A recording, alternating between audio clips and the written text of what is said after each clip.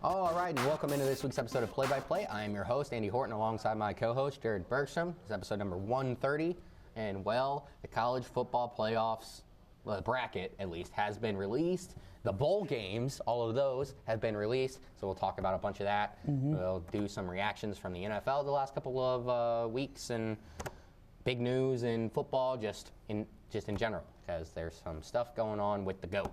Not Tom Brady. That's the guy I normally refer to when we talk about the GOAT. We're talking about the GOAT, another GOAT who used to work with him, just not Tom. But we'll get there a little bit later. So I guess we're gonna just go right into the playoffs. So is there anything you want to recap from conference championship weekend? Well, I think that there was a bunch of really good games. Right. So you want to start with your Boise State Broncos then? Yeah, sure. Give me a minute. I'm pulling it up. All right. I didn't have it pulled up. I should have. But I can start. Genty is submitting himself, I feel, and I feel you probably feel the same way, that he should be the Heisman front runner. 131. Okay, then I read it wrong. Hang on. 130 some yards from Barry Sanders' rushing record, and it's kind of sad that the Heisman is determined this Saturday. I think if it was after the first round of playoff games, they would have definitely given it to him because he broke the record. And I think he had like 123 at halftime this game, and I was sitting over at my buddy's house watching it, and the whole first half I was like, especially like once we got to the second quarter, I was like the drive before halftime, he's gonna have a big one. Like, let's just rip one big one and really kind of propel him, in my opinion at least, into the lead. Now I kind of doubt he gets it because the entire media for the entire season has been on Travis Hunter. I just think it's crazy. Like, people try and act like snap counts matter and all this crap when Ashton Genty is literally doing something we've never seen before. The only other guy who's done anything like this is Barry Sanders, the GOAT, and another GOAT, I guess you could say, the greatest running back of all time. 2,497 rushing yards, 30 touchdowns total to this point. He's just been amazing. And something else just for I know that no Heisman voters are going to be watching us, and I know that all of the votes are already in and all that. But he's just been spectacular all year long. And even down the stretch, he kind of had a couple of down games. 159 versus San Jose State, 169 versus Wyoming. Now, in that Wyoming game, he did get banged up. But he even came in the fourth quarter to be able to help push things over the top. He messed up his ankle a little bit, and he's obviously good and fine now. But yeah, love watching him play. And he's a great dude. I've watched a lot of interviews with him over the last couple weeks and stuff, and everything is just about God, his teammates. It's not about him. He's the best player in college football, and it's not about him. It's right. He was on Micah Parsons' show yesterday, on his Bleacher Report show or whatever. It was really cool, listening to him talk, and guys like Micah are sitting there saying yes, he is the Heisman. He deserves to get it. And I think Micah probably knows, considering he's a defensive lineman. I think everyone who's truly paying attention and watching the games is going to vote for Genty. And those that just let the media hype take them away is going to vote for Travis Hunter. And maybe this is a bold take. Nobody is going to remember who Travis Hunter is in 5 years. Because he's not going to be playing both ways. He's not going to be playing. True. In my opinion, I don't think he's going to be able to hold up. He will either become one way very quick in the NFL, or he'll just get too hurt. I'm sorry, you're not playing 120 snaps in the NFL? No, it's not happening. You're not that special. And I'm not trying to say that he isn't an elite cornerback, because he is one of the best corners in the league, in the country. But people sitting here acting like he's some kind of generational wide receiver. No, he's a good wide receiver, but there's nothing special about him. He's made some great catches. Yeah, sure, awesome. But I'm sorry. There's a big step going from college to NFL, so those NFL corners. And he doesn't have 9 players trying to defend him, especially after week 2 or 3, every time. Just stuff the box, make Maddox Madsen beat us when we're talking about Boise State. And it hasn't worked for anyone yet this year, but it's like, you can't let Genty do it because he will, like single-handedly against Oregon. Buck 92 and 3 touchdowns. So do you think if Danielson didn't set him out those 8 quarters and he broke the record in the regular season, that gives him more favor to win the Heisman, breaking it before the Heisman is determined? Mm-hmm. Yes. And see, you're talking about, and I pulled up Dylan Gabriel's stats.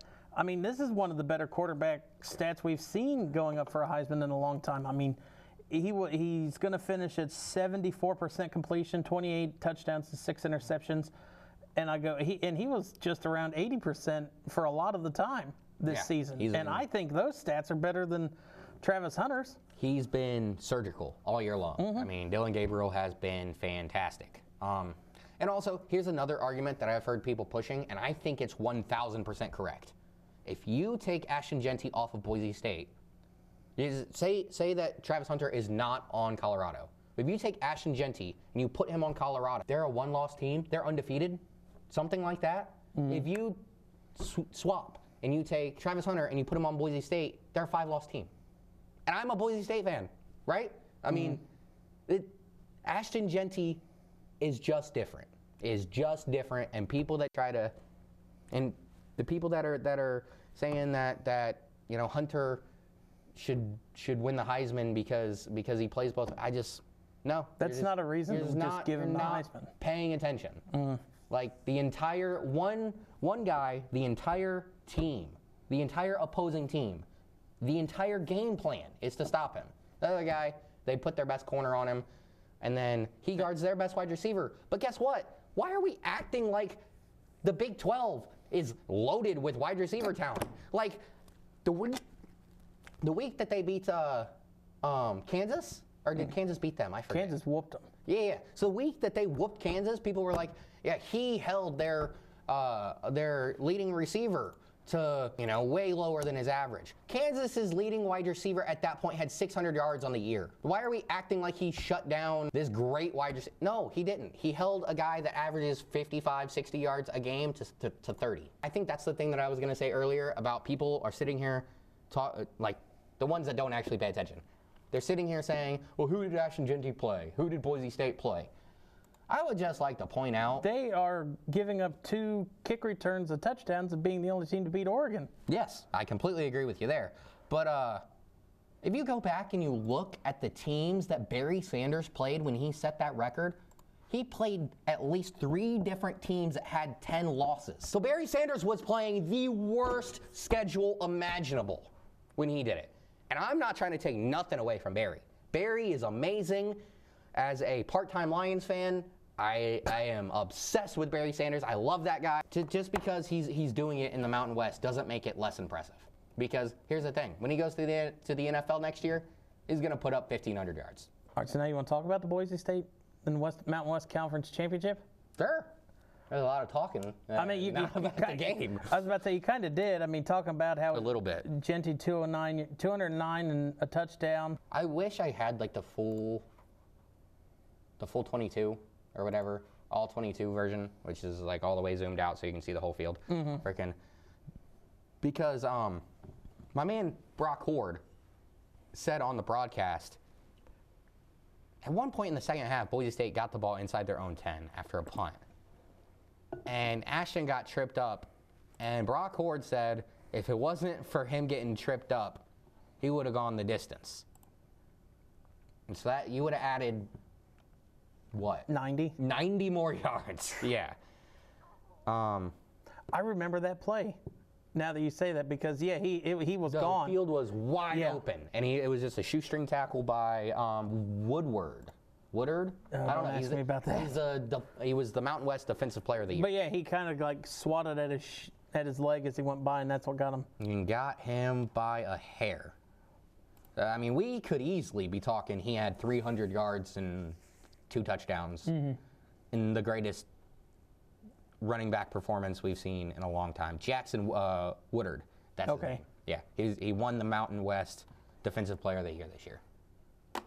I tell you what, I was super impressed in the first half with Maddox Madsen and his ability to distribute the ball. He was lights out, and specifically at one point I saw this might have just been his first half stats, but he was like 12 of 14 with a touchdown and like 130 yards or something. Now, it looks like after that he didn't do much because he finished the game 18 of 27 for 160 and a touchdown. Ooh. Yeah. Well, Genty took over. Yeah.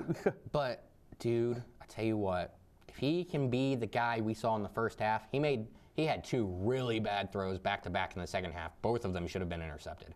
Outside of that, he played a great game. And I've been very critical of Maddox Madsen all year long because Yes, you have. he is, at best, the second-best quarterback on our roster. Like, at best. We'll just see what happens with Is he a senior this year? him and Malachi. No, he's a sophomore. Oh. Kind of scares me. Like, he should not have the job over Malachi next year. And if so, Malachi is scaring me. Like, because I would love Maddox Madsen a heck of a lot more if he was 15% more Kellen Moore and that athleticism. If he was Kellen Moore with the athleticism he has, we're the best team in the country, and it's not even close, in my opinion. But he struggles at times, and it scares me, which really is the reason why I don't know how far we can really go in this whole tournament. Like, I'm gonna ride us as far as I can, and I'm not gonna pick against my team.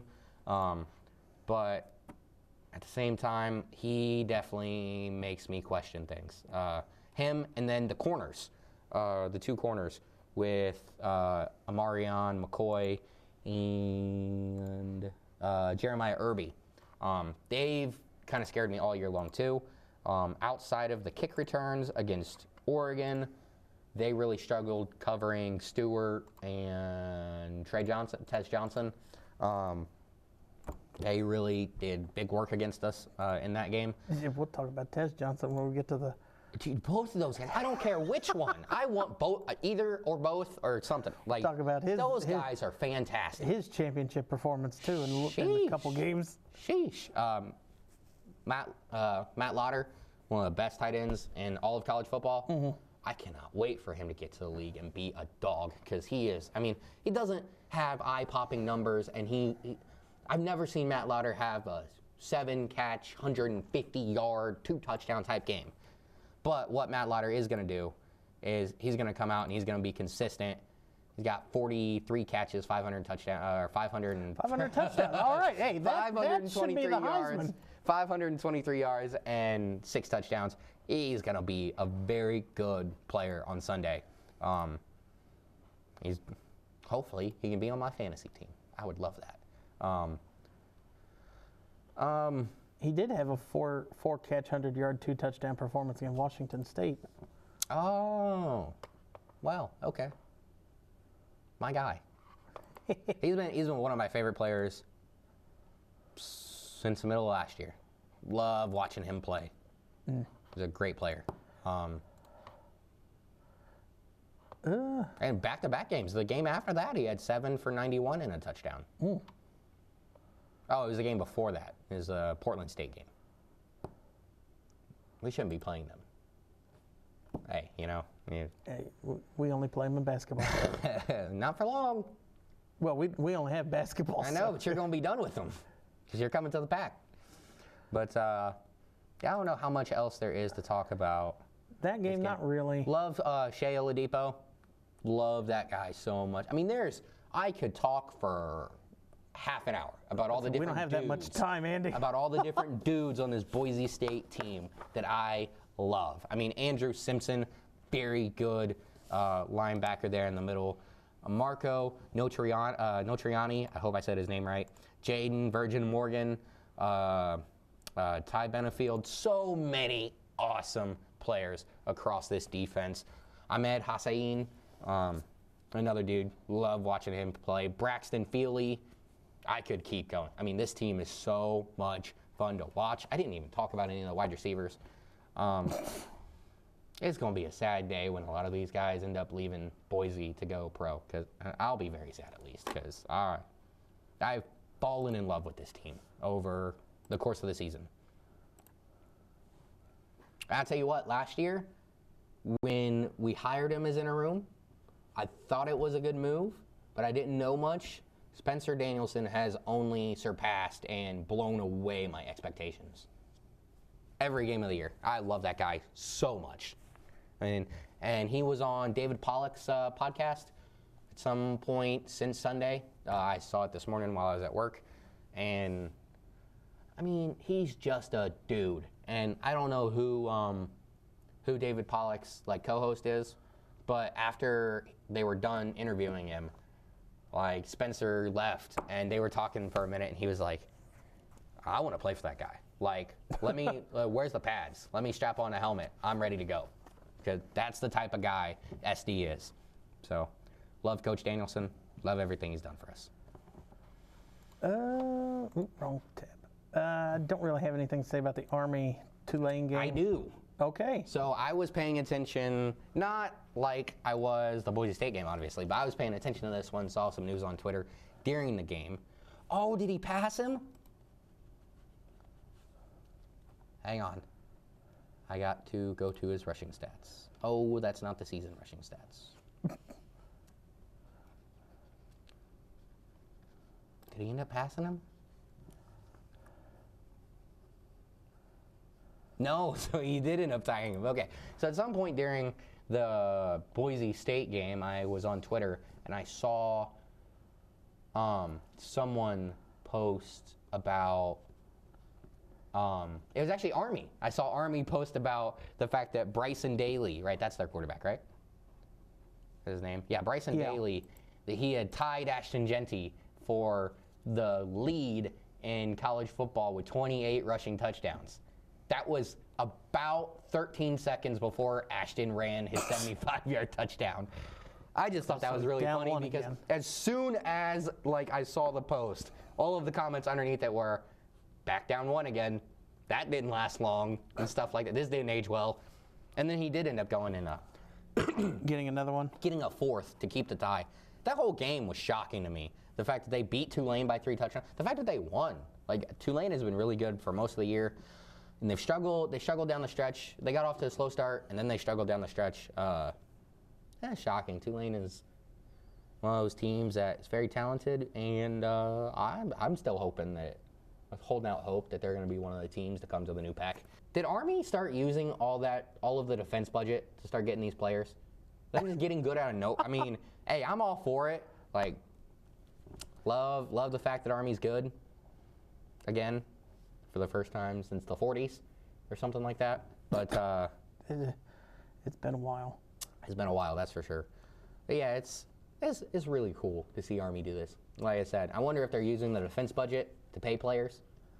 But regardless, I mean, so how has that worked in the past? And I know that we don't really probably know anything about this, but did Army just hold their players' money while they were on the football team? Because you couldn't pay football players, but those guys were under contract as soldiers or whatever, right? I don't know how that works. I'm going to have to do some digging, and maybe we talk about it at another point. Yeah, that's interesting, because, you're right, because you can't earn money as a college athlete. Yeah, I wonder, unless there's a certain NCAA bylaw or something, since they're a service academy, maybe. Wouldn't that be wild?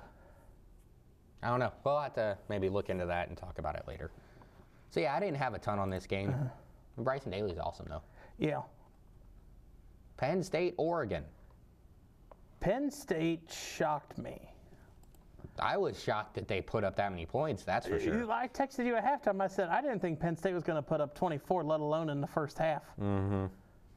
And they surprised me. And then it's kind of...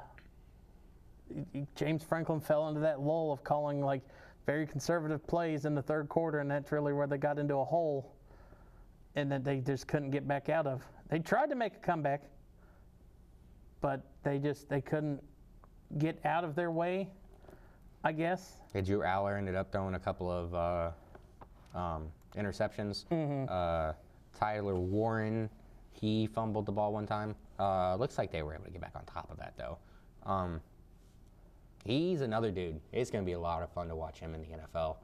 He's going to be one of the most versatile players in the NFL, I'd say. He's going to... I mean, he's going to be like a Taysom Hill. A ton, yeah.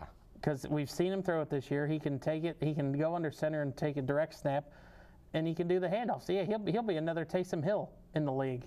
Yeah. Katron Allen had a nice game for only 14 rushes. He was very efficient, almost 9 yards a carry. Nicholas Singleton, 100 yards, 10.5 yards a carry. Yo, I'll tell you what. How Oregon did running the ball against against Penn State gives me a lot of optimism for how things, if they're the team, how things could go in a couple weeks. Win or lose, if Ashton Jeanty runs for 180 yards against Penn State, I will be unbearable the next week because, they don't play anybody. They don't play nobody. It's such a dumb take. Such a dumb take. You know how many, I'm going to go back to the Heisman conversation for one quick second. You know how many ranked teams Colorado played this year? 4. 1. You know how many ranked teams Boise has played? 2, 3. 4. Who's the other one? Washington State, Oh, Oregon, okay. UNLV twice. Yeah. Boise doesn't play anybody, but also Colorado hasn't played any good teams either. So. And when they did, they lost. That point doesn't make sense to me. Yeah, Boise doesn't play anyone. Well, neither does Colorado. And like you said, the times that they do play good teams, they lose. And then Nebraska, they didn't actually turn out to be that good this year. Oh, guess what? They lost to them too. I couldn't imagine Boise State ever losing a game to a team that lost 5 games. I don't think that's happened in my lifetime. I will say, though, that Oregon's defense, whoever they play, I mean, they could not stop Aller. There was a couple times, I know it was only 5 for 54 rushing, but God, it seemed like he got them in big plays because, I mean, it's like they were wide open. It's like, so that's something they'll have to work on. Drew Aller had his Jameis Winston game. 20 of 39. So not a good completion percentage for 226, 3 touchdowns, 2 picks. None of them were pick sixes, though. That is true. One almost was. Another 54 rushing yards and another touchdown. I mean. And then Tez, he had 11 catches for almost 200 yards. I kind of figured Oregon would be in the 40s scoring, but I didn't think Penn State was going to get above 28, let alone 24 in the first half. Georgia, Texas. Carson Beck went out. I didn't think that Georgia had a chance because they were down 6-3 at the half, and I figured like his defense would step up and kind of take over Stockton, but no, I mean they didn't call a lot of passing plays. He was 12 of 16 for 71 yards with an interception. ETN was what kept him in that game and then put him over the edge in overtime. I think he was the end of the rushing touchdown. Yeah, he had the game-winning rushing touchdown in overtime. I am Shark and Ewers. I don't know what's going on. Yeah, no, I completely agree. I feel like they've got whoever. They play Clemson. I feel like they've got to have packages when Arch Manning comes on the field because the first play of overtime, Arch comes in, runs it for like I think 5 or 6 yards, gets a decent chunk on first down, and then a false start, tackle for loss, and they got to kick a long field goal. And that's what did it. All their momentum stopped because they brought Ewers back in and they didn't do anything the rest of that possession and had to settle for a field goal. They got to change something, and I've talked about it. It's like Arch has, when he started for him, 2 games this year, he looked good. When he's come in, he's looked good. So it's like, why not give him a chance? Not saying he has to start the game against Clemson, but give him more packages and plays where he's going to do something, because obviously if they keep going this way, if Clemson can keep it in a close game, I feel like they could pull the upset. And I don't know if it would be an upset. Yeah, I totally forgot that they played week 1, which really kind of brings this thing full circle. I think it's a very good thing that Georgia ended up winning this game, because if not, it would have, they set the precedent last year with Florida State on what they could have done if they lost. And And that was with an undefeated Florida State. Didn't want to hear all the SEC people just crying about, oh, we get treated and I mean, 3 losses and not your quarterback?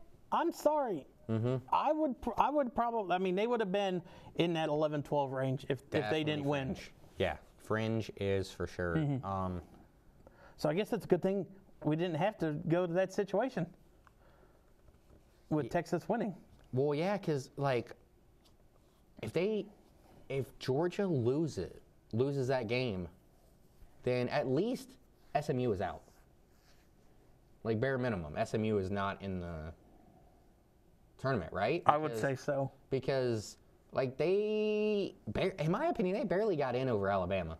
Like the only reason they got in is because Alabama got in last year.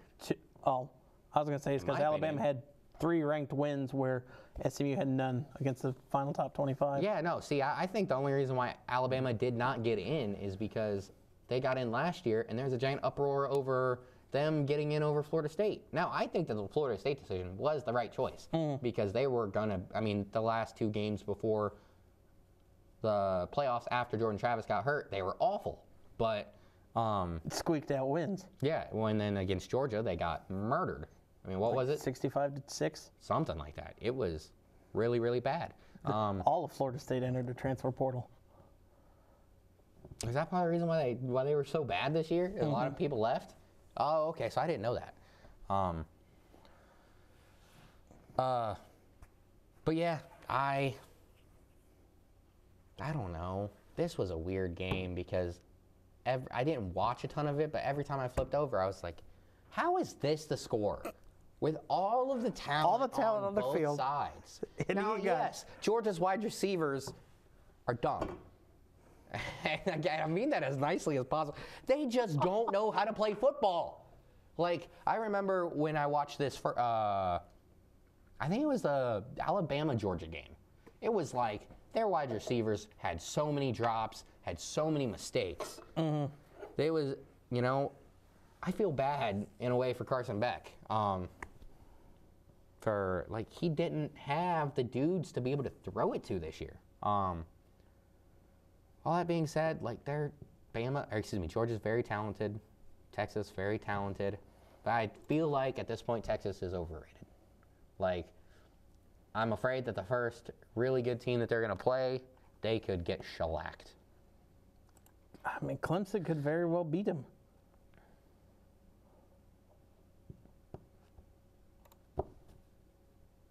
Granted, I'm not saying that's my pick yet. The ACC championship game. That one was a fun one. I don't know how much of that one you watched. Not a lot. And I thought about betting on it, but I didn't. I'm so sad. Why were you going to take Clemson money line? It was like at halftime, and I wanted to take the under, or take the SMU with the points. I didn't know how to feel about it because I was like, they could end up. Oh, they were down 24-7. Yeah, they could make this like 60-7 type deal. But also, I was like, the way that the way that Clemson has been this year, their offense is not the most inspiring thing in the world, and their defense is not inspiring at all. But their offense has been good for a good chunk of the season. I feel like Clemson might, but at the same time, I can't trust either of these teams right now. Between Clemson and Texas, I can't trust either of them. But I definitely thought in the at halftime, I was like, there's no way SMU is making the playoffs. Like, they're going to have to make a huge comeback in order to box out Bama. And then they did. So it was entertaining into the game. And being a guy that's rooted for Clemson since C.J. Spiller played there, the second half was kind of scary. But hey, there are, let's see, Boise State, Oregon, Texas, and Clemson. There's 4 teams that I routinely root for in the playoffs. So I should have some kind of happy ending, right? We'll see. And then in the Big 12 championship, Iowa State just got throttled by Arizona. State. They came out, made a statement, make sure they got that 4th and final seed or bye. I thought that was like, I get it. Y'all are trying to like pump yourself up. Why are we gonna sit here and act like y'all are like so like the Big 12 is so superior to the pack or to the Mountain West? Like, bro, the only thing that made your conference special left a year ago with Texas and Oklahoma. That's the only thing that made that conference special. Freaking. And, like, yeah, try and pump yourself up, but you're really going to, I mean, I don't know. The way that they were talking. And I tell you what, in Boise State's, like, Bleacher Report, like, community page, Big 12 fans are the most unbearable. And I hate Buckeye fans. Big 12 fans are worse. I mean, they just have no life. It's unbearable. I'm just going to say a bunch of random stuff on social media to try and make people mad for no reason. I'll show you some stuff later on the way home. It's just like, and the amount of, like, dude, Ashton Genty having the crazy season he's had has gotten so much hate for Boise State. It's ridiculous. And it's like, I get it, you want Travis to win, but why are you degrading everybody else? You're degrading everybody else to try and make the point that Travis is God. So, I don't know. It's a little frustrating. I hope Arizona State gets crushed. Although I was a big fan of the coach earlier this season, coming out after after they missed like a game-winning kick. It's like, tryouts are Monday. Oh, yeah. Tryouts are Monday. That. We got to get somebody meet me at in the football field. Yeah, we got to get somebody in this building that can make kicks. So, Monday, 9 a.m., be there. I thought that was great. All right, so now you want to talk about the matchup brackets for the first round? Sure. Anything? All right, I'll throw them up. And see, with Clemson winning, that gave Florida State the other bye. So if SMU would have won. Florida State. Arizona State. Arizona State, okay. So if SMU would have won, Arizona State would have been the 12th seed. Yeah, it was. Hey, over the last month. You wanted madness. I begged and you got and pleaded for chaos, and I got every bit of chaos I could have imagined, except for Boise losing. So thank God for that. All right, so is there any intriguing first-round matchup that you want to talk about first? I think the two on the left are very intriguing. I think the Indiana matchup, I think that is intriguing because, like, the two teams, in my opinion, are, like, really, really different. Like, Indiana, they're I say soft, and I don't mean that they're, like, sissies. Or I'm not trying to say that, right? But they don't have the Big Ten caliber dudes yet. They're still trying to go and get those. Yeah, you've got James Madison people on your roster. And you could see that when they played Ohio State. Freaking. So, they don't have those bodies that they need yet. So, like, Notre Dame should kind of push them around. But at the same time, it's Notre Dame, and I've never trusted Notre Dame ever at all. Now, I'm not trusting Notre Dame in this game. Between the running back and Riley Leonard. I'm trusting Riley Leonard in this game. Yeah, that's where all of my trust would go. Riley Leonard because it's like I told you, it's amazing. But at the same time, do they have the corners to be able to cover all those different dudes that Rourke is going to throw to? Because that's the one place where they do have NFL bodies, or at least Big Ten bodies, is in the wide receiving core. Those dudes are great. I would have loved for that matchup to swap places with the one below. But, I'll take either or, because when we go and we talk about, I'll actually, if you have a take on Indiana and Notre Dame, you can give it before we go on, because I'll just keep going.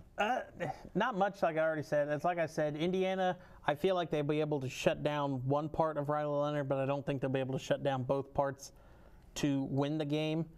I think it will be close.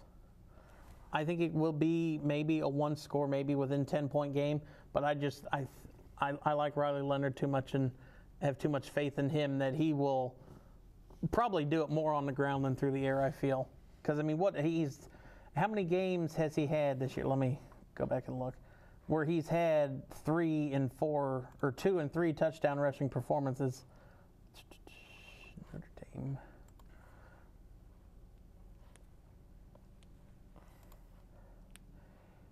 He's got 5 multiple rushing touchdown performances. And in those 5 games where he had multiple rushing touchdowns, Purdue, he was 11 of 16 for 112 yards. Miami of Ohio, he was 16 for 25 for 150 yards. Georgia Tech, 20 of 29 for 200 yards. So in the games where he has multiple rushing touchdowns, his passing is kind of hindered. But like I said, I don't think Indiana will be able to do both. It'd be an upset, and I mean we've picked on Notre Dame our whole lives, but the whole time we've done this show. That's so sure. I'm not going to say that Notre Dame won't. Can they Charger it? Yeah. Can we combine? That's fine with me. That is the Notre Dame Fighting Chargers. There you go. So I'm not going to say that Indiana doesn't have a chance, because Notre Dame can mess it up as quickly as they can get things rolling. But wait a minute. Is it the Notre Dame Fighting Chargers or the Notre Dame Super Irish? Because they were the Superchargers? I'm going with the Riley Leonards. That's what I'm going for in this game. It's the Riley Leonards. Yeah, I would. See, my thing is about Indiana is you say that you think they'll be able to stop one half of Riley Leonard, but not both. But if they can't stop the running game, which I don't know if they'll be able to do, then I don't think they'll be able to stop either of it. And it could just be a shootout. Like the whole thing could be, maybe just be throwing up points left and right. I really, not sure. I still gotta feel this one out a little bit. But if I had, well, we have a whole week to do research on it and talk about it and do it. I know. Talk more about next week. I know. What's the next one? Oh yeah, were we gonna do Penn State? Sure, let's go. Okay, so Penn State and Notre Dame. I've been at Penn State and SMU. I'm mixing up everything today. But Penn State and SMU. I've been talking about Penn State and Drew Aller and Tyler Warren and Andy Kotelnicki for what? 6 weeks? 8 weeks? Yeah. So I don't trust James Franklin, and I don't trust State College. I do trust Andy Kotelnicki and Tyler Warren. Andy Kotelnicki is their OC. Offensive coordinator, yeah. How much longer? I don't know. Could just be this year. Yeah, I feel like he could get some interviews. I wouldn't be shocked if he did. And then, I just talked about their offense. Their defense, on the other hand, with Abdul Carter, they got dudes. And they always got dudes over there at State College. But that being said, they tend to lose big games. And so if that ended up being the matchup, Drew Aller did just throw 2 picks against Oregon. And I don't know, could he throw for another 2 or 3 against Boise? Maybe. Oh, you picking them to beat SMU? I don't know. I'm doing a hypothetical. Okay. Maybe. And, if you're going to give our offense and Ashton Genty extra chances, you're going to be in trouble. And then you flip the script, look at SMU. I'll say it. I'm sorry to interrupt, but with how well the Penn State played, I know they didn't win, but with how well they actually played against Oregon, and I think that will carry over, and Franklin will get a quote-unquote big win against SMU. I think SMU, yes, they were in the top 10 the last 3 weeks of the season, I think, but I think with them kind of in point why they barely got in, I think that the momentum will carry over, and, I mean, you're going to have a packed Happy Valley, packed Beaver Stadium on, was that Friday night next week? Mm-hmm. Yeah. I don't think SMU's ready for a night out, white-out night crowd. Well, and it's also like they do have a very awesome quarterback in Kevin Jennings, but he has over 3,400 yards for them this season. Yeah, combined passing and rushing. He's got about 400 rushing and 5 rushing touchdowns, 22 passing touchdowns to 8 interceptions. So, he's been good for them, but He is a lot of their offense, and if he goes down, I don't know how things are going to go for them. And so they're going to have to keep Abdul Carter off of him. He is an athletic dude. I was about to say, not even if he goes down, but I mean, if you can just contain him and not let him, and what SMU did, a lot of his were scrambles on the throw, because I did go back and watch some SMU stuff for this week, just because I know we're going to talk about him more. So it's like a lot of his stuff was outside the pocket, kind of like Lamar-esque on the run, outside the pocket, throwing downfield. So if Penn State can contain him, which I think Abdul Carter can, it'd be a long night for the Mustangs. Yeah, and then another something else is it's like their quarterback is a very good passer, but they don't have a dominant elite wide receiver to go and pass the ball to. I mean, Roderick Daniels Jr. has 38 catches on the season. He's their leading wide receiver. Has 599 yards. That's worse than Kansas's number 1 wide receiver. Kansas was not good this year. He had 3 touchdowns. Their number 2 guy, Keyshawn Smith, had 31 catches, 512, 5 touchdowns. I just feel like, when things start to get big and when things start to get tough, I don't know if they're going to have what it takes to be able to match up against. I mean, they got destroyed by Clemson in the first half, and then Clemson kind of fell asleep at the wheel, and that allowed them to get back in the game. I don't know if that's going to happen against Penn State. And with guys like Abdul Carter on the defense, I think that if you go down big against Penn State, they're going to pin their ears back, and they're going to come get you. Yeah. And the guy from UNLV, their quarterback, he's super athletic. And Boise State was able to get after him on Friday night. And Malik Williams or something. Yep. Yeah. I was looking at it, I was like, that's a lot of J's in the first name. Yep. He's super good. But Boise was able to get after him, make him uncomfortable, and make it so he couldn't get going. He couldn't get going, and their offense couldn't get going by just bringing tons of pressure. I do not remember how many sacks Boise got in that game, but it was a handful. Hold on.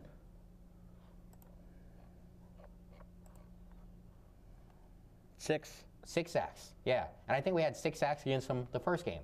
11 tackles for loss. Just going to get after them. And that's what we did with Boise. We don't have Abdul Carter. Our Abdul Carter is Ahmed Hossein, and I love that guy. He's not Abdul Carter. Yes, 6 sacks the first game, too. Oh, yeah, and something else. Like, our number 1 wide receiver, I love Cam Camper. He might be an NFL body. But he has 55 catches, 832 and 37 yards, and 4 touchdowns. He has over 200 yards more than SMU's leading wide receiver. And we didn't have a particularly good passing game this year. So, just something that it's hard for me to be able to trust SMU as of right now. Let's see. You want to go to the other side then? Sure. Oh, we can go wherever you want. Tennessee and Ohio State. I'll let you go first. I don't know. I don't know if you watched any of the selection show. I watched all of it until they got the 12 done. Okay, so you didn't watch any of the reaction afterwards? So I saw when everyone that was up there, including Herbie, was saying that how they're selecting teams is crap, and I don't know, it was pretty much a giant, a couple of little guys got in, we can't let that happen again, we have to change things.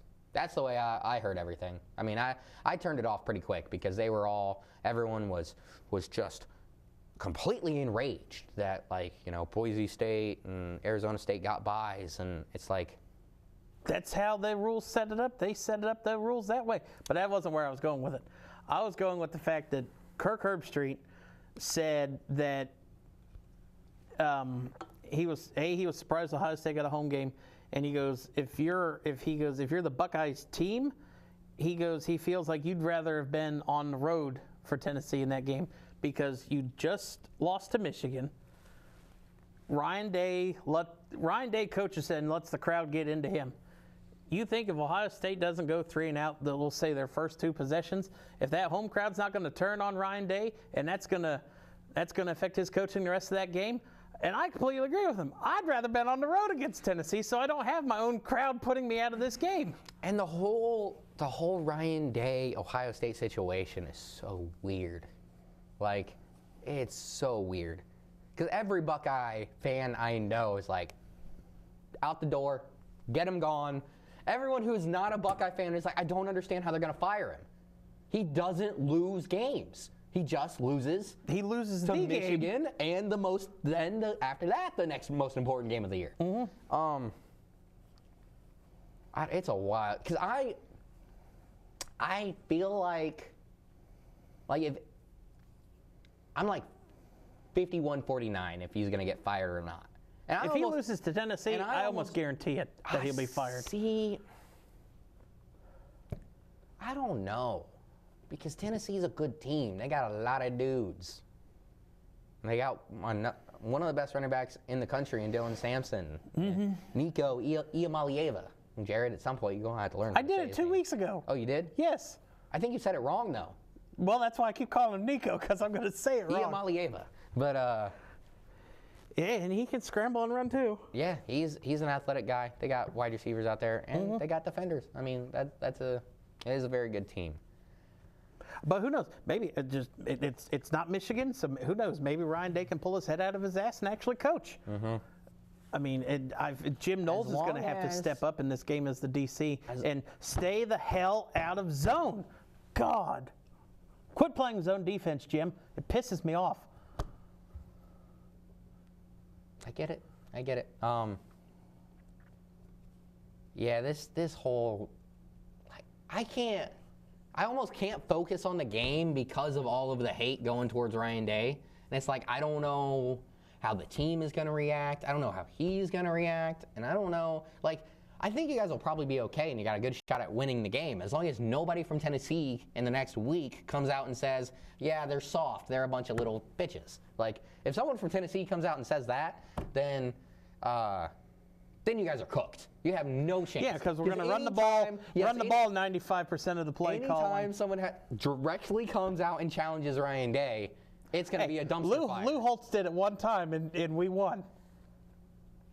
But I almost feel like his reaction to Lou Holtz in that game has caused everything since then.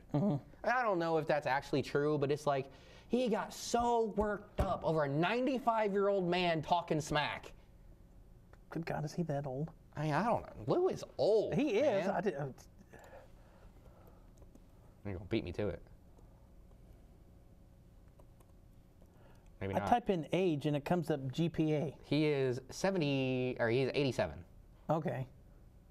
So, yeah, that's old. You're going to let a brittle old man...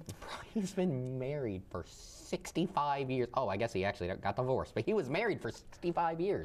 Did he get divorced or did he die? Wild. That actually is a good point. That's a good point. I mean, he didn't get divorced. She just went in the ground. But no, it's, yeah, if somebody, and if you're, what is his name? Indiana's coach, or Tennessee's coach. Still alive. She's actually from Liverpool, Ohio, New Liverpool, Ohio.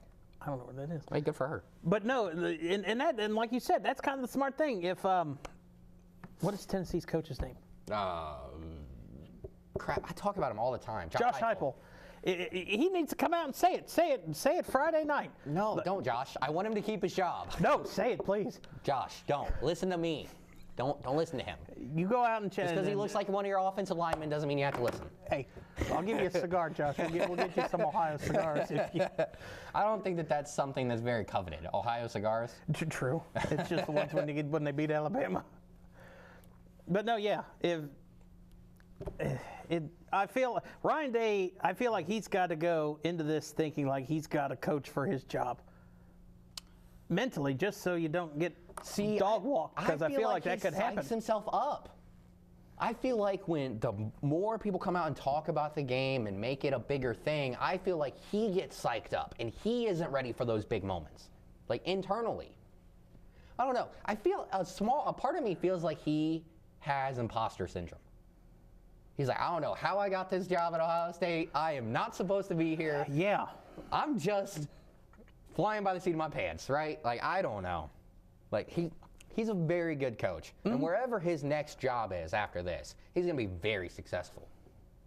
As long as he doesn't have to play Michigan. As long as it's not like out of Michigan, because if it's out of Michigan, then Michigan's going to lose all the rest of the games forever. As long as it's not like an Alabama, an Auburn, Georgia, because if he goes to any of those places, he will lose. If he goes to Auburn, he will lose to Alabama every single time.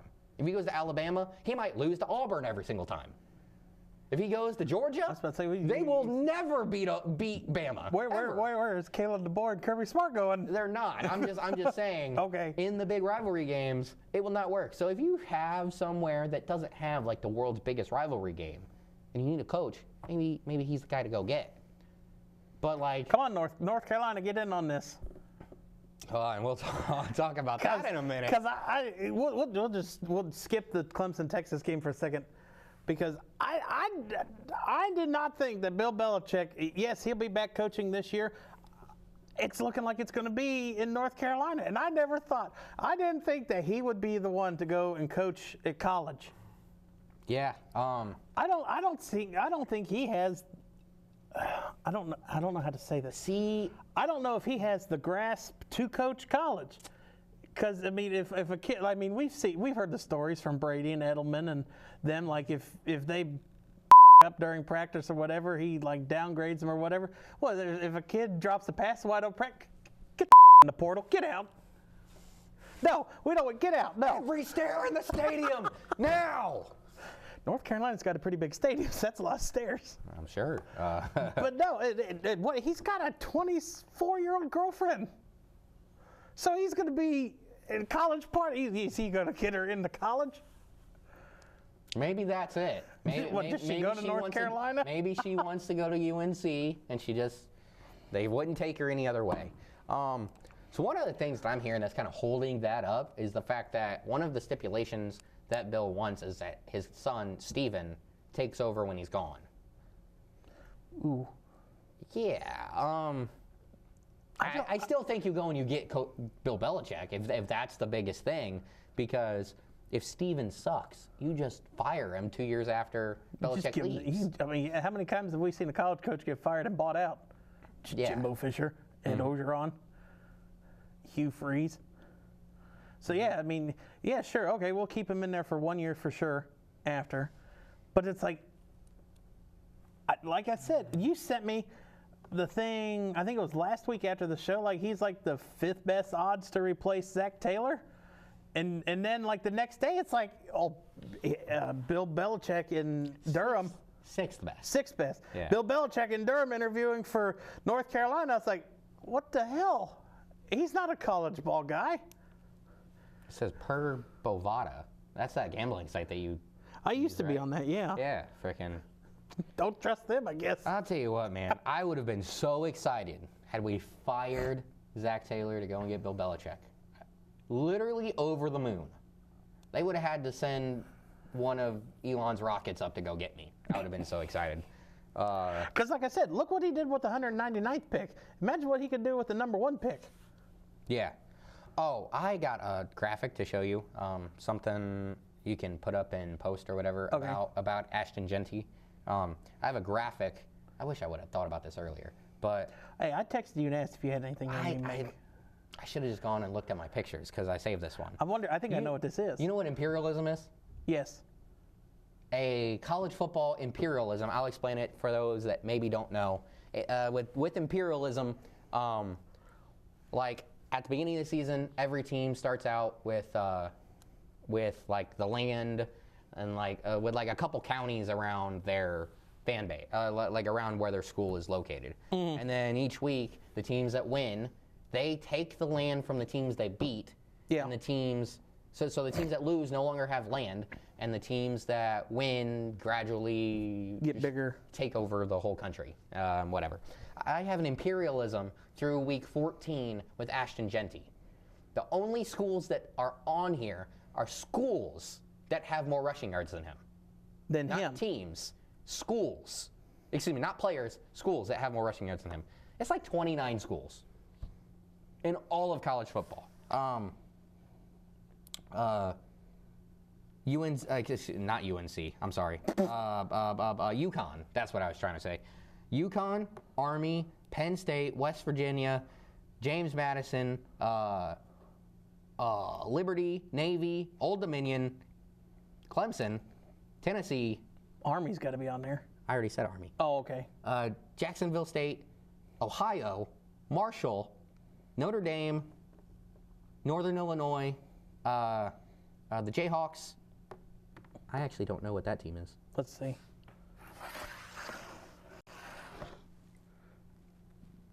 Tulane, that's the other one that's right there.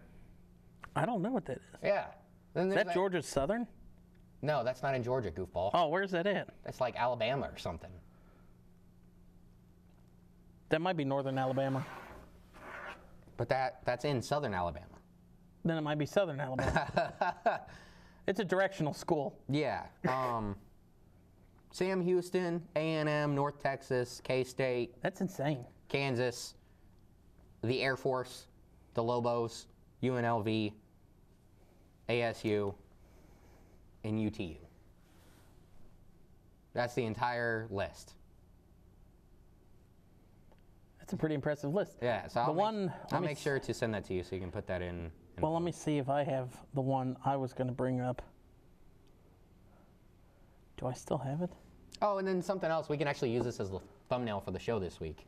That you can throw up. He actually struck the Heisman pose by accident on the 75-yard touchdown run. I thought this was the one you're going to have. It has the most rushing yards in FBS this season. And he's number one, and number two is him after contact. Yeah, yes. That's the one I thought you were going to talk about, or you were talking about, and then you said imperialism. No, but we can show that too. Mm-hmm. That's the idea that someone else would win Heisman over him is ridiculous. Yeah. Oh, and then maybe I'll find the quote and I'll send it to you.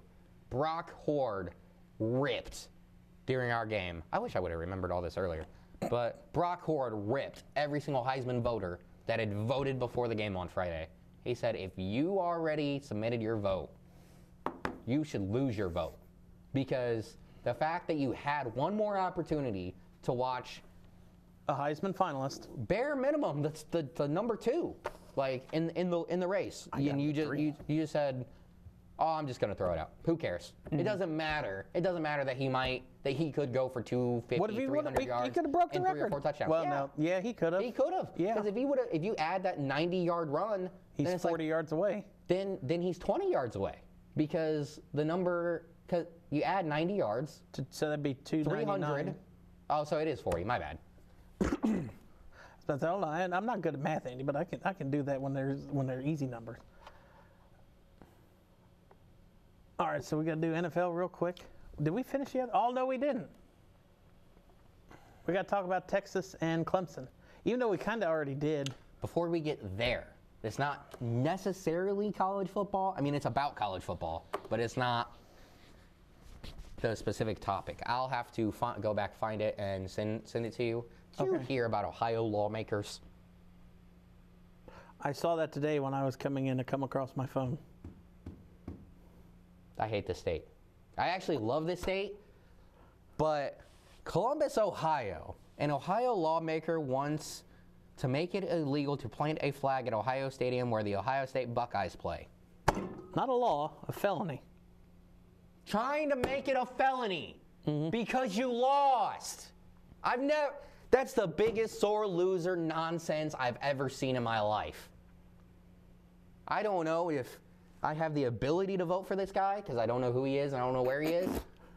He's not getting my vote. 1,000% don't care. He could literally be Jesus. He's not getting my vote. Frickin'. I saw that. That's so despicable. And you lost. You know how you stop. I'm sorry for interrupting. But you know how you stop Michigan from planting the flag at Ohio Stadium? You don't let them win. And instead it's like, no, let's fight after the game. Let's not fight in the game. Let's not put up a fight to beat the worst Michigan team that we've seen in a decade. Let's just fight them after the game. Oh, so sick. And to be clear, known as House Bill 700, known as the Ohio Sportsmanship Act, introduced by State Rep Josh Williams, R. Sylvania Township, never even heard of that, would prohibit planting of a flagpole or a flag at the center of Ohio Stadium football field on the day of college football games. So in other words, do it any other time, just don't embarrass my precious little Buckeyes. That's sick. Ugh. And that is another reason why I hate Ohio State, and I always will. know where Sylvania Township is in Lucas County, Ohio. That does not help me. I know, I'm going to tell you. It is up. I forgot I can make it. I got the thing. I'm going to say, put it up there. Right there is the Ohio-Michigan border. It is right there. Oh, Toledo. Okay. Okay. Mm. So Texas, Clemson. You really want to say anything about that? Or you want to save it to next week? Yeah, we can save it if we want to. All right. NFL. Go recaps real quick. Or I guess is there anywhere that stood out to you? I'm just disappointed in the fact that the Bengals can't just do the right thing and lose out. Jim was happy that the Cowboys lost. Now he's rooting for the Panthers to beat them this week. Actually, if I would have thought about it, I would have come over to your house and watched the game with your dad. Because I was rooting for the Cowboys. You got a Bengals he was rooting for the Bengals. Yes. That would have been fantastic. Actually, I don't know. I can't say that. I was not rooting for the Cowboys. I was just rooting for us to lose. I will never, barring them drafting Ashton, I will never root for the Cowboys. What Jim's going for is hopefully they draft him. Oh, God. Oh, let's see. Please don't. I don't want to have to even root for them in the slightest. I hate them so bad. Detroit wins a close one over Green Bay. And a lot of people were acting. A lot of people are acting like Dan Campbell made the wrong decision when he went for it. And it's like, that is what he does. Yeah. He goes for it, and his team is like, that's one of the things that I think gets them to play so hard for him. He said, in every situation, I'm going to trust my players. Yep. And it works out for him a majority of the time. 12-1. 6-1 at home, too. That's... Their only loss this year is Tampa. Jacksonville, Tennessee. That was ugly. Ooh. I did not watch a single second of it. Nope. Miami wins in overtime. The Jets, just. Well, and the craziest thing about that whole game, Jonnu Smith had 3 catches for 44 yards and a touchdown. All in overtime. I was about to say, in overtime, he didn't have a single catch. Catch. He had 1 target in the regular time. I'm glad that he got the game-winning touchdown because I played him in a touchdown parlay this weekend. He just barely got it for you by the hair of your chinny chin chin.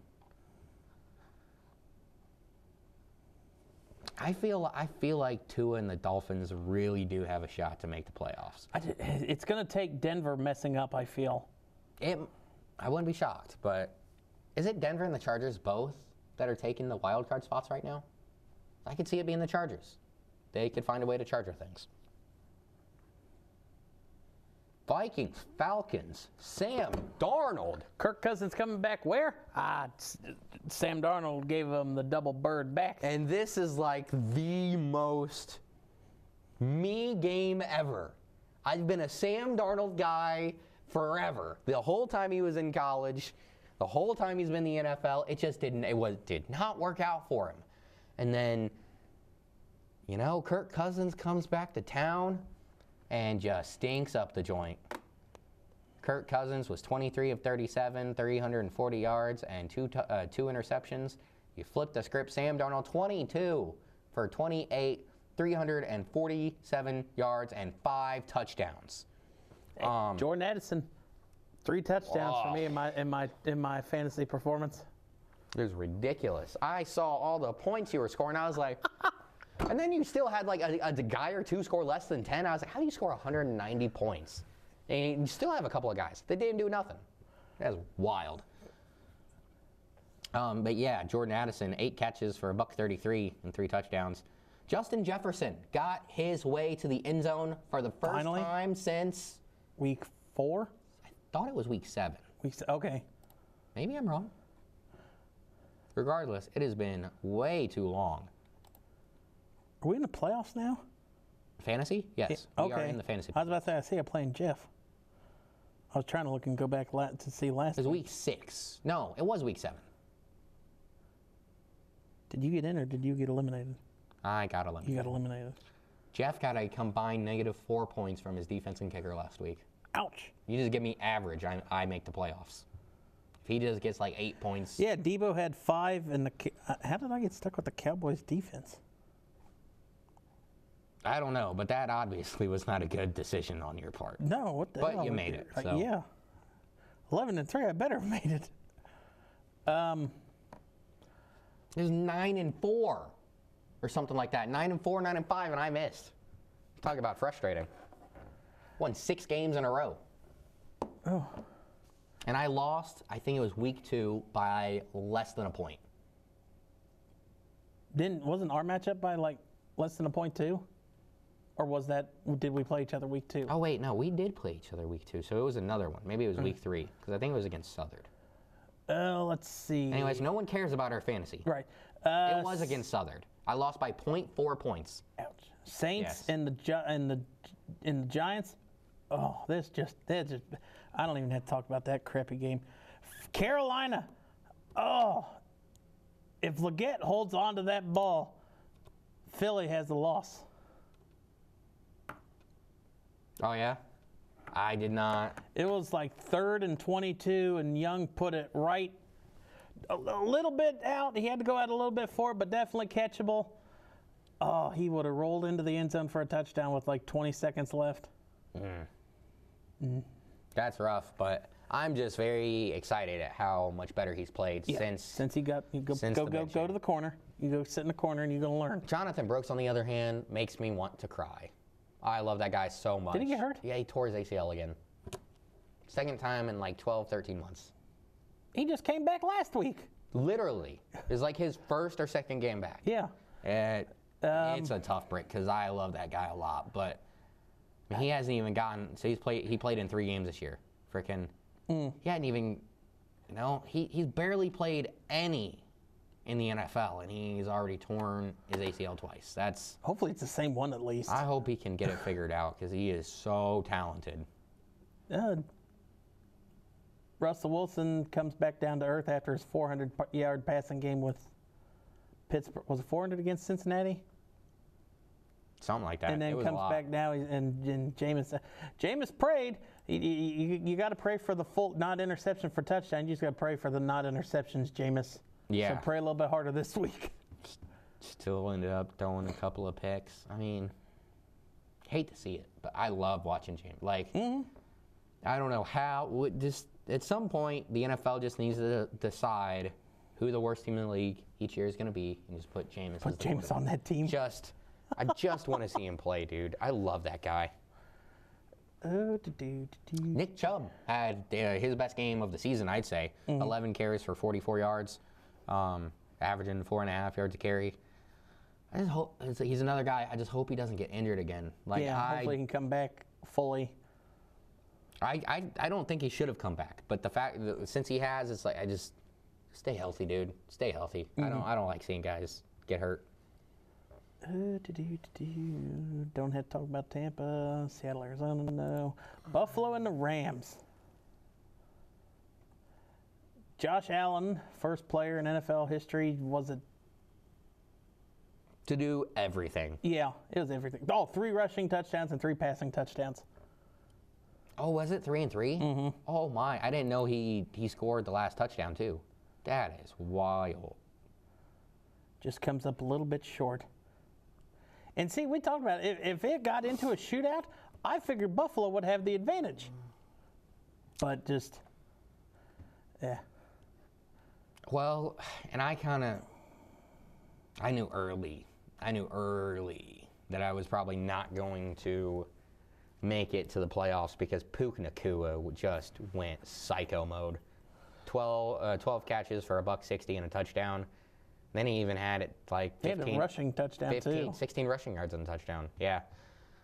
It's not fun to watch for me. But I tell you what, Blake Corum starting to get a fair amount of work over there. And he's played well so far.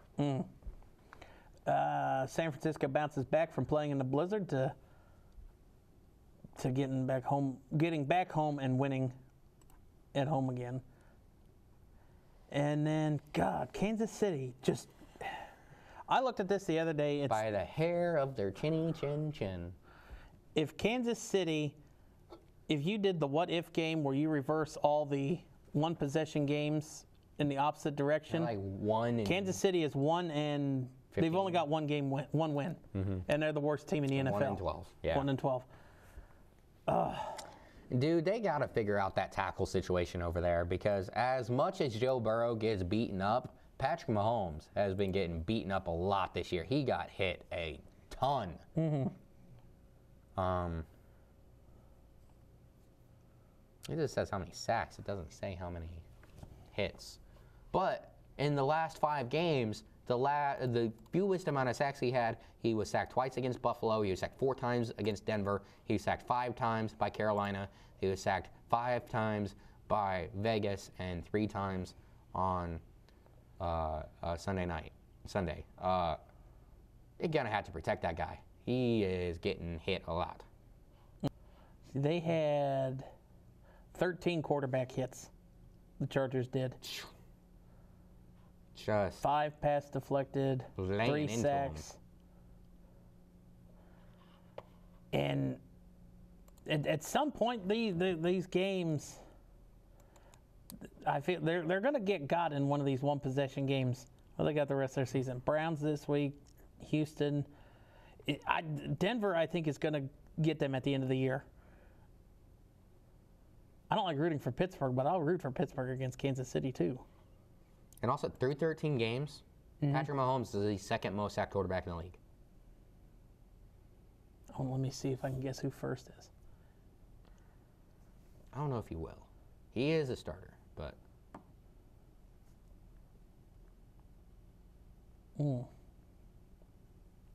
Is it Caleb Williams? no. Damn. Actually, whatever list I was just looking at was wait.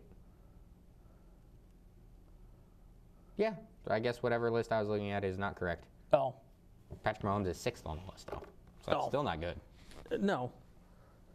And Caleb Williams actually is number 1. All right, There you yeah. go. 56 sacks so far. Damn. CJ Stroud is number 2 at 41. Caleb Williams has been sacked 15 more times. Ow.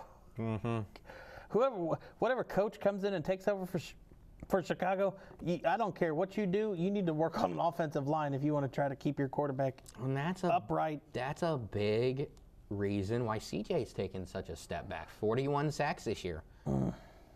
Gino at 40, Sam Darnold at 40, so he's gotten hit a lot Is too. this sacks or hits? Sacks. Okay. Yeah, I couldn't. Ooh. Hits is not as easy to find. Okay. Levis at 39 and Mahomes at 35. Hey, I'm super excited that Joe Burrow is all the way down at 11 with 32 sacks. It's way better than in years past. Probably ever. I wonder if our offensive line is really better, or if other offensive lines just suck this year. I don't know. All right. Is that it for NFL? Probably. I mean, we got to make picks, right? Yeah, we do. All right, so starting off Thursday night, another good Thursday night game, Rams and 49ers. I'm going to take the Rams. Oh, we didn't actually talk about the Bengals-Cowboys thing. I mean, we did for a second. Okay. So Burrow was once again amazing, 370 yards, 3 touchdowns. Jamar Chase is ridiculous. I don't have to tell you that, though. 14 catches, buck 77. Yeah, just keep that coming for the next, Sheesh. 3 weeks, 4 weeks? 4 weeks. 4 weeks. 4 keep more that weeks coming. of playoffs. I need 4 straight weeks Bro, of 2 if he touchdowns. scores 180 points in the playoffs for you, I don't know. I'll talk to the rest of the league. I'll get him removed from your team.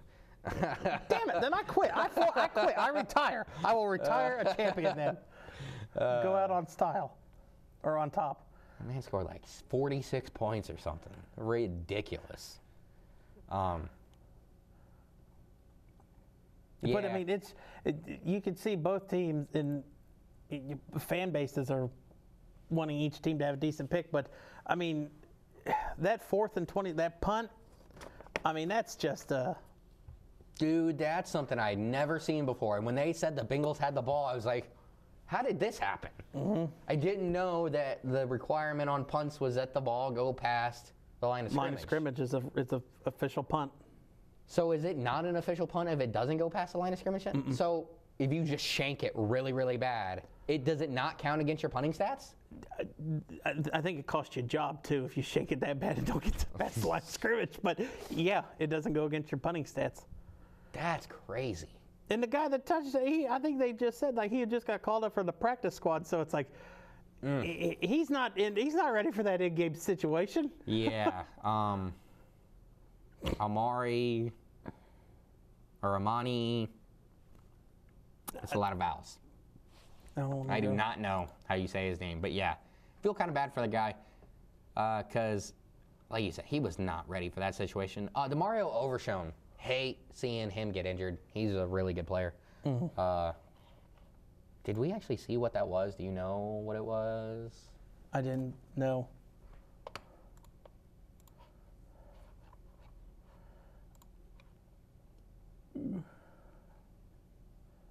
But I mean, it was back and forth the whole game. No team really had a stronghold on the game that I felt like.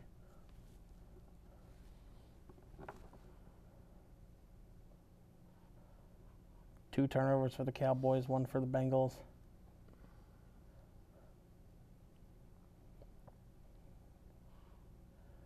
Dallas still, though, alive to get a playoff spot. I don't see how. Let me look at the playoff standings, see if they have that. Ooh, ouch. ESPN reported on Tuesday that Overshone tore his ACL, MCL, and PCL.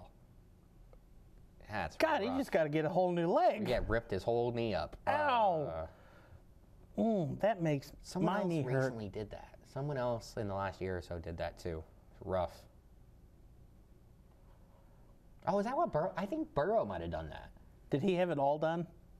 I know he tore at least 2 ligaments. Okay. So with how bad everything is, there's only one team eliminated out of the playoffs in the NFC, and it's the Giants. Carolina mathematically can still win the division. Chicago mathematically, I don't know if they can win the division, but they still mathematically can get a playoff spot. And then in the AFC, everybody from the Browns down. So Cleveland, Jacksonville, Jets, Tennessee, New England, and Raiders are all eliminated. So Bengals right there at the end. See, if Indy can win this week, they'll own the tiebreaker over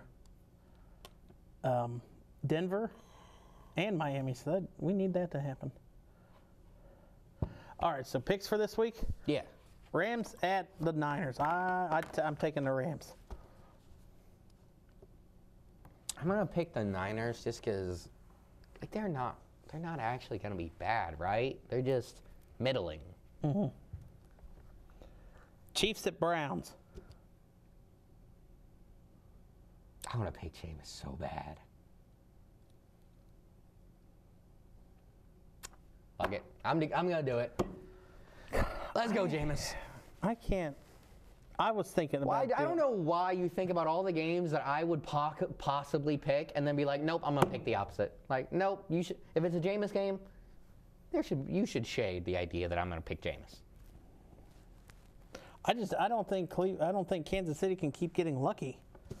I feel like Jameis is going to have a game of his career. Not going to say.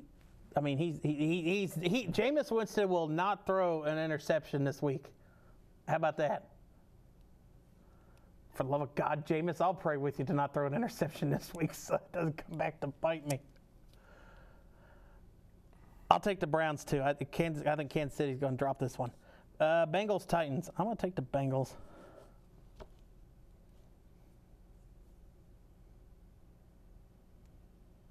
I'm sorry, what game? Bengals Titans. I was about to say, what are you looking up over there? I was actually reading a quote from Xavier Leggett. We'll get to that when we pick the Panthers. When we pick the Panthers game. All right. Yeah.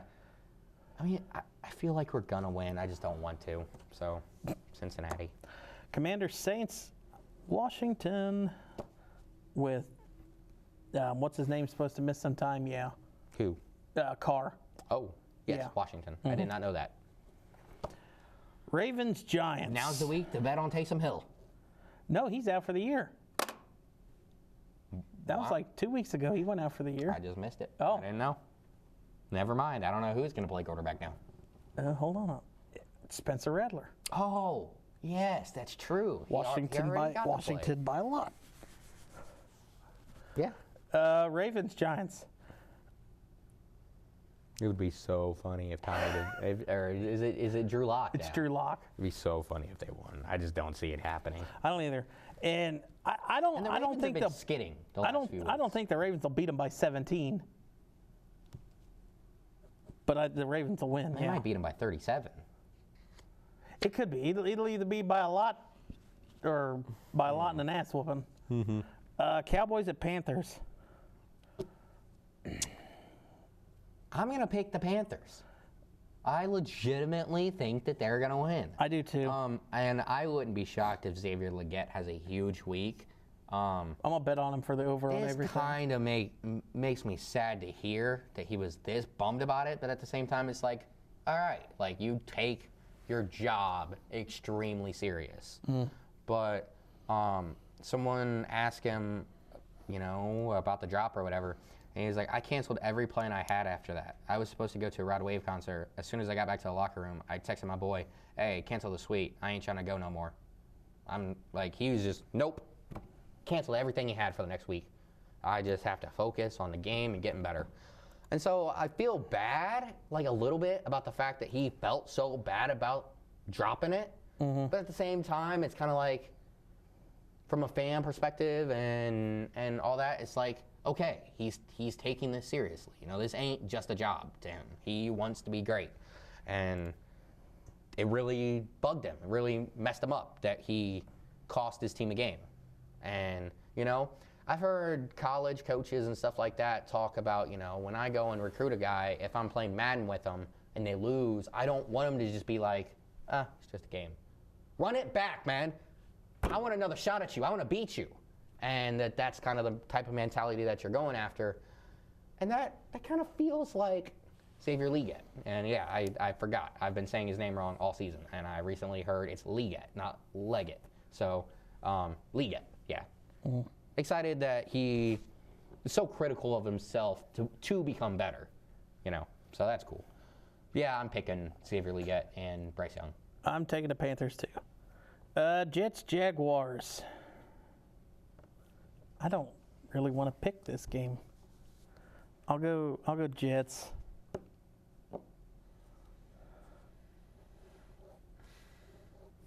Yeah, I'm gonna go Jets because I feel like I've heard that they might be ready to move to Tyrod Taylor, to just be done with Aaron, and he's gonna have to win some games in order to stay the starter. I have no clue what's gonna happen there this After this offseason, year? though. Yeah. Dolphins at Texans. I'm gonna take the Dolphins. Dolphins are on the upswing. Texans are still sliding down that slope. I was kind of gonna pick the same thing. Kinda? I Okay. don't want for you to throw your pen across the room. No, I don't have it marked down. I just the other games I just try to pick a game different with you, and then this one I know who you're going to take in this. I'm taking the Colts over the Broncos. You're taking the Broncos. All right, Buffalo at Detroit. Nix is the guy. This is tough. I'm taking Buffalo because Detroit. I feel like they need to lose a game to get their mind right to go back into the making playoff run. I don't think going into playoffs winning 12. A lot in a row. Yeah, they need to lose a game to get their minds right and not cost them the division. This loss won't cost them the division. No, I actually agree. I kind of hope that they do lose this one because then you're not losing to a bad team. You are losing to a really good team. And it gives you the ability to go in and be more critical. Like what can we work on? Yeah, it's a heck of a lot easier after a loss to go in and say, when you're 12-2, to go in and say, okay, we've gotten lackadaisical over the last month. We got to hone in and fix this, and this. Mm-hmm. You know,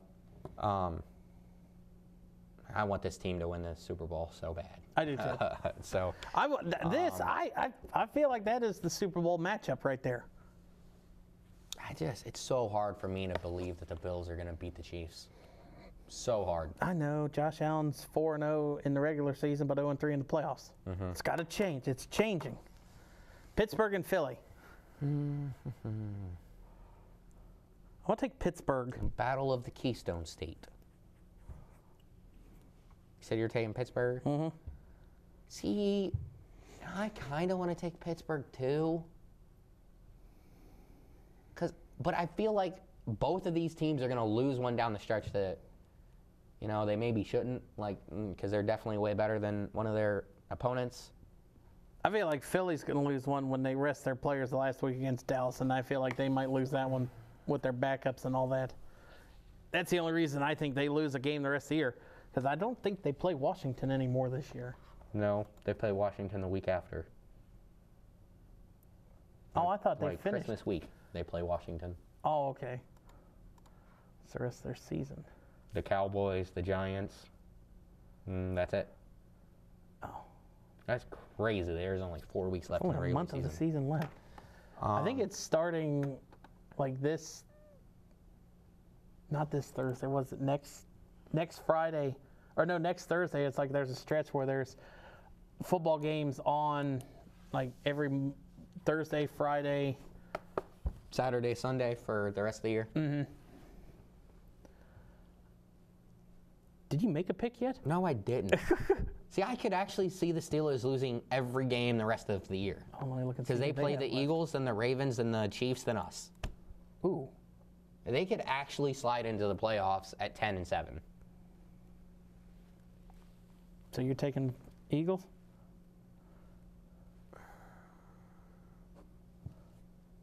Yes. I'm going to take the Eagles this week because I'm probably going to pick the Steelers next week against the Ravens.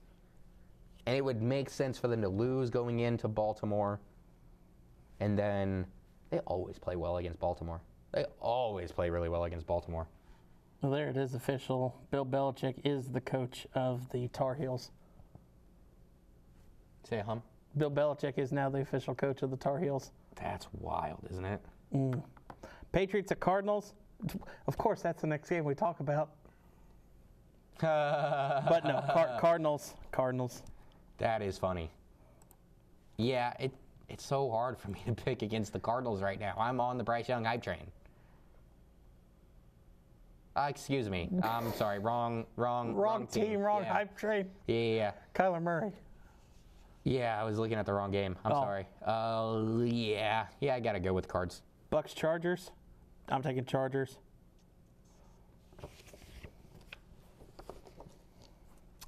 I'm going to take the Bucks. All This right. is one that I could see them really messing up. Packers Seattle. Packers. Yep.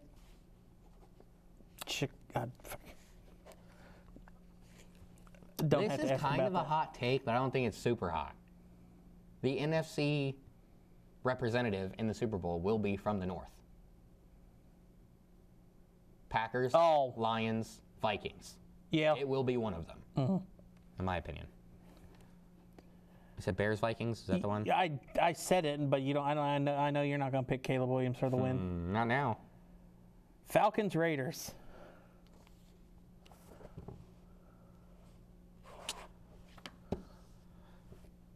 I gotta pick the Falcons, I guess.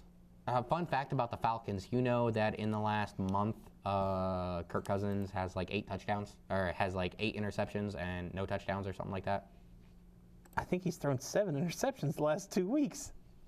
It's pretty wild. It has been bad. Hang on. So I'm gonna take the. No, I'm changing it. I'm gonna take the Falcons because the Raiders. I feel like O'Connell they gotta broke make his. a comeback.